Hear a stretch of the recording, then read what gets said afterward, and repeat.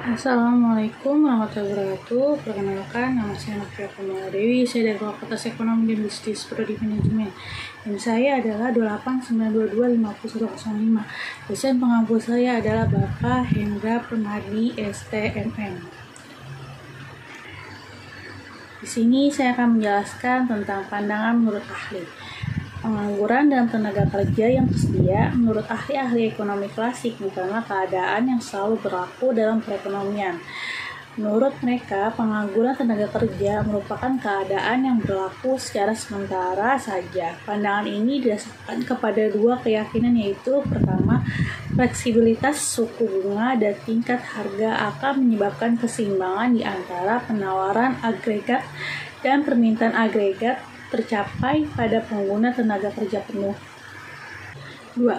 Fleksibilitas tingkat upah mengadakan keadaan di mana permintaan dan penawaran tenaga kerja mencapai keseimbangan pada penggunaan tenaga kerja penuh. Kritik pada pandangan John Maynard Keynes.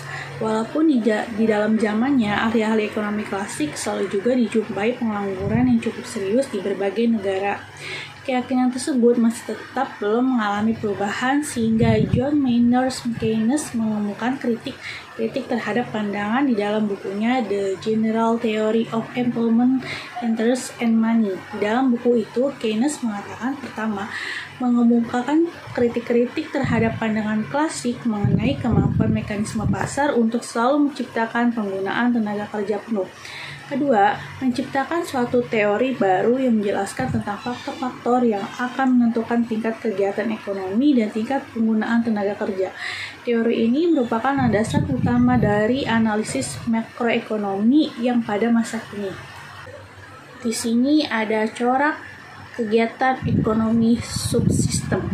Kebenaran pendapat ini tidak dapat disangkal dalam suatu perekonomian yang terdiri dari dua sektor di mana penerima pendapatan tidak menabung dan para pengusaha tidak menanam modal.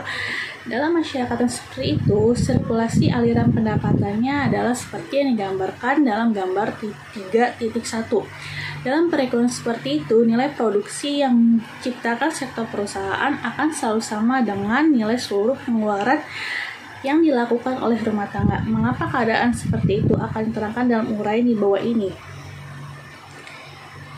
Pertama, untuk menghasilkan barang dan jasa, sektor perusahaan harus menggunakan faktor-faktor produksi seperti telah dimaklumi seluruh faktor produksi itu berasal dari sektor rumah tangga. Oleh sebab itu, keseluruhan pendapatan yang diterima oleh faktor-faktor produksi yaitu gaji dan upah yang terima tenaga kerja, bunga ke atas modal yang dipinjamkan, sewa yang diperoleh dari tanah dan harta, dan keuntungan pengusaha pendapatan sektor rumah tangga. Nilai seluruh produksi sektor perusahaan adalah sama dengan jumlah seluruh pendapatan yang diterima oleh faktor-faktor produksi. Dengan demikian, nilai produksi dalam perekonomian adalah sama dengan nilai aliran 1, yaitu nilai seluruh pendapatan yang diterima sektor rumah tangga. Di samping sebagai penyedia faktor-faktor produksi, sektor rumah tangga merupakan pula konsumen dari barang dan jasa yang diproduksikan oleh sektor perusahaan. Maka sektor rumah tangga akan melakukan pembelian atau pembelanjaan ke atas barang dan jasa yang diproduksikan oleh perusahaan. Hal ini juga telah diterangkan sebelum ini. Di dalam perekonomian subsistem tidak terdapat penabung. Ini berarti seluruh pendapatan sektor rumah tangga akan dibelanjakan. Pendapatan yang mereka terima, yaitu seperti yang ditunjukkan oleh aliran 1, akan digunakan untuk membeli barang dan jasa. Bisa dilihat di aliran 2. Oleh karena rumah tangga tidak menabung, nilai pengeluaran rumah tangga seperti aliran 2 adalah sama dengan nilai pendapatannya seperti aliran 1. Dan apabila sektor perusahaan menaikkan produksinya, maka pendapatan faktor-faktor produksi dan seterusnya pendapatan sektor rumah tangga akan mengalami kenaikan yang sama besarnya dengan nilai produksi sektor perusahaan. Karena sektor rumah tangga tidak melakukan penabungan dan pengeluaran sektor rumah tangga akan mengalami kenaikan yang sama besarnya dengan kenaikan keseluruhan produksi. Corak kegiatan perekonomian modern. Dalam perekonomian yang lebih maju, penerima pendapatan akan menyisihkan sebagai pendapatan mereka untuk ditabung. Tabungan ini akan dipinjamkan kepada para pengusaha dan mereka akan menggunakan tabungan itu untuk investasi, yaitu melakukan pembelian barang-barang modal. Investasi yang akan menambah jumlah barang-barang modal yang akan tersedia dan meningkatkan kemampuan perekonomian itu menghasilkan barang-barang kebutuhan masyarakat sebagai balas jasa kepada kesediaan para penerima pendapatan untuk menabung. Sebagian dari pendapatan mereka, pengusaha akan membayar bunga ke atas seluruh tabungan yang disediakan oleh sektor rumah tangga. Dalam perekonomian seperti yang diasumsikan ini, sirkulasi aliran pendapatan ada seperti yang ditunjukkan dalam gambar 3.2. Dalam gambar itu ditunjukkan bahwa sebagian dari pendapatan sektor rumah tangga ditabung di lembaga-lembaga keuangan seperti aliran 3, dan oleh lembaga-lembaga ini tabungan sektor rumah tangga dipinjamkan pada para penanam modal seperti aliran 4 dan para penanam modal atau investor akan meminjam dan menggunakan tabungan tersebut untuk membeli barang-barang modal dari sektor perusahaan, dan bunga ini ditunjukkan oleh aliran 2. Kritik Keynes terhadap pandangan klasik.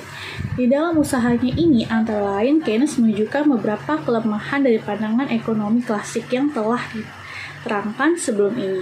Keynes tidak menyetujui pandangan yang paling pokok dalam teori klasik, yaitu bahwa pengguna tenaga kerja penuh akan selalu tercipta dalam perekonomian.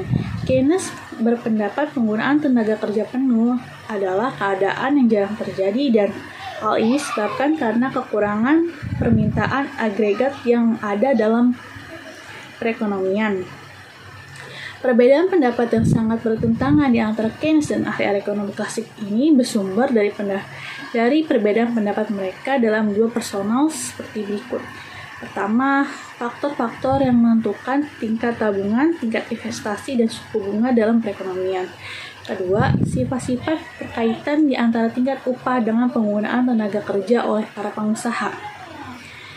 Uraian dalam bagian ini akan menerangkan 4 isu sebagai berikut. Pertama, pandangan Keynes mengenai tingkat tabungan dan investasi. Kedua, perbandingan pandangan klasik dan Keynes mengenai faktor utama yang menentukan tabungan. Ketiga, pandangan Keynes mengenai penentu-penentu suku bunga. Keempat, pandangan Keynes mengenai penentu tingkat upah. Faktor yang mempengaruhi tingkat konsumsi dan tabungan rumah tangga. Di sini pertama ada kekayaan yang terkumpul sebagai akibat dari pendapatan harta warisan atau tabungan yang banyak sebagai akibat usaha di masa lalu, maka seseorang berhasil mempunyai kekayaan yang cukup. Kedua, ada suku bunga. Suku bunga dapatlah dipandang sebagai pendapatan yang diperoleh dari melakukan tabungan. Pada suku bunga yang rendah, orang tidak begitu suka membuat tabungan karena mereka lebih baik melakukan pengeluaran konsumsi dari menabung. Sikap hemat. Berbagai masyarakat mempunyai sikap yang berbeda dalam menabung dan berbelanja. Ada masyarakat yang tidak suka berbelanja berlebih-lebihan dan lebih mementingkan tabungan. Keempat, keadaan perekonomian. Dalam perekonomian yang tumbuh dengan teguh dan tidak banyak pengangguran, masyarakat berkecenderungan melakukan pengeluaran yang lebih aktif. Mereka mempunyai kecenderungan berbelanja lebih banyak pada masa kini dan kurang menabung. Kelima, distribusi pendapatan. Dalam masyarakat yang distribusi pendapatannya tidak merata, lebih banyak tabungan akan diperoleh dalam masyarakat yang demikian. Pendapatan nasional dinikmati oleh segolongan kecil penduduk yang sangat kaya, dan golongan masyarakat ini mempunyai kecenderungan yang tinggi, maka mereka menciptakan tabungan yang banyak. Keenam, tersedianya tidaknya dana pensiun yang mencukupi. Program dana pensiun dijalankan di berbagai negara. Ada negara yang memberikan pensiun yang cukup tinggi kepada golongan penduduknya yang telah tua. Apabila pendapatan dari pensiun besar jumlahnya, para pekerja tidak terdorong untuk melakukan tabungan yang banyak pada masa bekerja, dan ini menaikkan tingkat konsumsi. Pengertian investasi. Istilah investasi dapat diartikan sebagai pengeluaran atau pengeluaran penanam modal atau perusahaan untuk membeli barang-barang modal dan perlengkapan produksi untuk menambah kemampuan memproduksi barang-barang dan jasa yang tersedia dalam perekonomian. Dalam praktiknya, dalam usahanya untuk mencatat nilai penanam modal yang dilakukan dalam suatu tahun tertentu sebagai investasi atau pembentukan modal atau penanam modal meliputi pengeluaran berikut. Pertama, pembelian berbagai jenis barang modal yaitu mesin dan peralatan produksi lain untuk mendirikan berbagai jenis industri dan perusahaan. Kedua, pengeluaran untuk mendirikan rumah tempat tinggal, bangunan kantor, bangunan pabrik, dan bangunan lainnya. Ketiga, pertambahan nilai stok barang-barang yang belum terjual, bahan mentah, dan barang yang masih dalam proses produksi pada akhir tahun perhitungan pendapatan nasional. Jumlah dari ketiga jenis komponen investasi tersebut dinamakan investasi bruto, yaitu meliputi investasi untuk menambah kemampuan memproduksi dalam perekonomian dan mengganti barang modal yang telah didepresiasikan. Apabila investasi bruto dikurangi oleh nilai depresiasi, maka akan didapat investasi neto.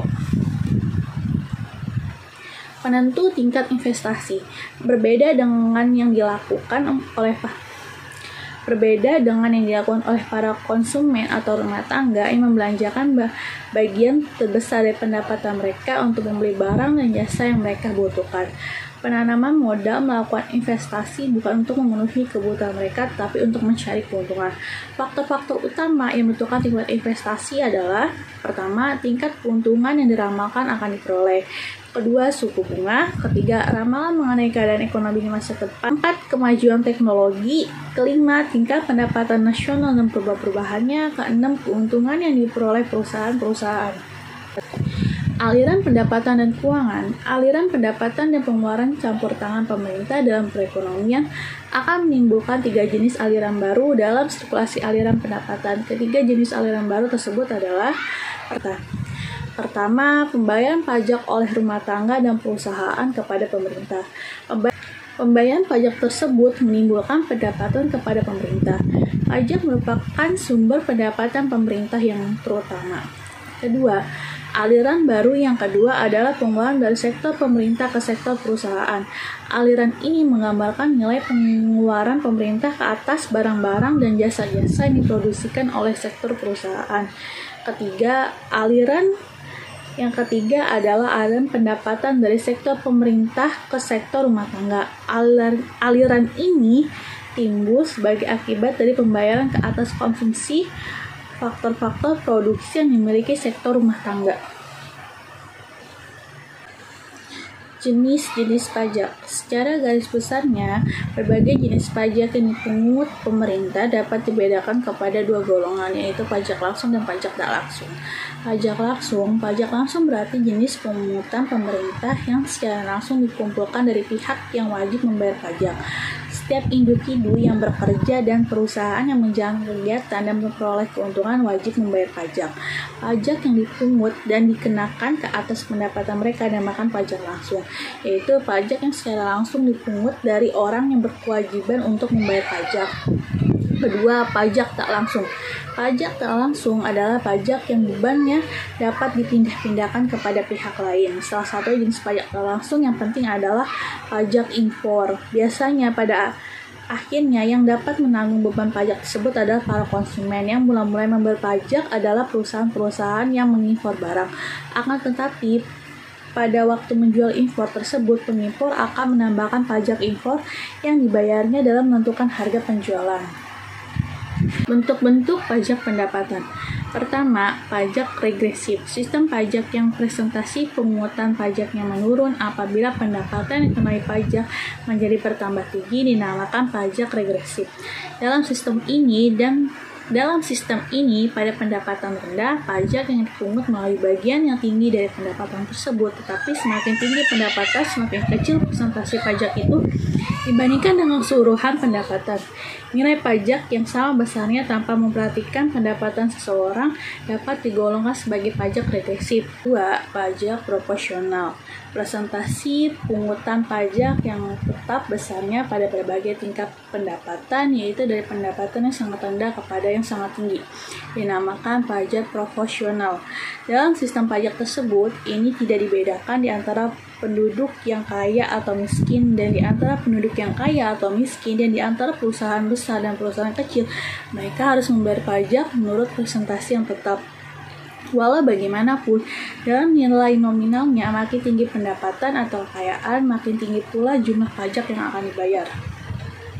Ketiga, pajak progresif. Sistem pajak yang presentasinya bertambah apabila pendapatan semakin meningkat dinamakan pajak progresif. Berikut adalah satu contoh hipotesis dari pajak progresif pendapatan yang dipajak presentasi pajak. Pendapatan yang dipajak pertama sampai 500.000 itu presentasi pajaknya 2%. Kedua, 501.000 sampai 2 juta itu presentasi pajaknya itu 4%.